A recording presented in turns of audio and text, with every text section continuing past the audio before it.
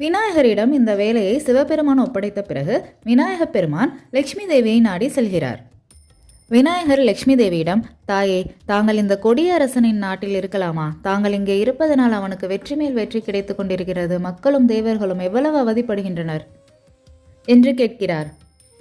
அதற்கு லட்சுமி தேவி, நான் என்ன செய்வேன் குழந்தாய்? நான் வரமளித்த காரணத்தினால் என்னால் இங்கிருந்து செல்ல இயலவில்லை. ஆனால் இதற்கு ஒரு வழி இருக்கிறது என்று கூறுகிறார். அது என்ன வழி? சொல்லுங்கள் தாயே, நான் கண்டிப்பாக செய்கிறேன் என்று கூறுகிறார். என் சகோதரி தரித்திரலட்சுமி இருக்கும் இடத்தில் நான் இருக்கவே மாட்டேன். நீ அவளை கண்டுபிடித்து இங்கு அழைத்து வந்தாயானால் நான் இந்த நாட்டை விட்டு சென்று விடுவேன்.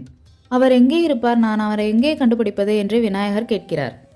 அவள் துர்நாற்றமும் தூசியும் இருக்கும் இடத்தில் தான் இருப்பாள். நீ அவளை கண்டுபிடித்து இங்கு அழைத்து வந்தாயானால் நான் இந்த நாட்டை விட்டு செல்கிறேன் என்று கூறுகிறார்.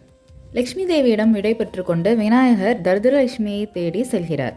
அவரை தேடி கண்டுபிடித்து அந்நாட்டிற்கு அழைத்து வருகிறார். தரித்திரலட்சுமி இருக்கும் இடத்தில் ஒரு க்ஷணமும் லட்சுமி தேவி இருக்க மாட்டாள். உடனடியாக அந்த நாட்டை விட்டு அவர் கிளம்புகிறார். அரண்மனை கோவிலுக்கு வந்து பார்த்த அரசன் அதிர்ச்சி அடைகிறான். லட்சுமி தேவி இருந்த இடத்தில் வேறு யாரோ இருக்கிறார்களே, அது மட்டுமல்லாமல் அரண்மனை கோயில் முழுக்க தூசியும் துர்நாற்றமாக இருக்கிறதே, என்ன என்று யோசிக்கிறான். அங்கே அவன் போர்ப்படையும் தோல்வியை சுவைத்துக் கொண்டிருந்தது.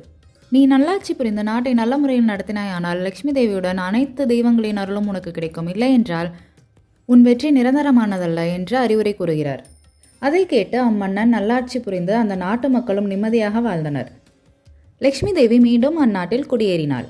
இந்த கதையிலிருந்து நாம் கற்றுக்கொள்ள வேண்டியது, நம் இல்லத்தையும் உள்ளத்தையும் தூய்மையாக வைத்து லட்சுமி தேவியை வரவேற்றால் அவள் என்றென்றும் நம் வீட்டிலேயே இருப்பாள். வேற எங்கும் செல்வதற்கு எண்ண மாட்டாள்.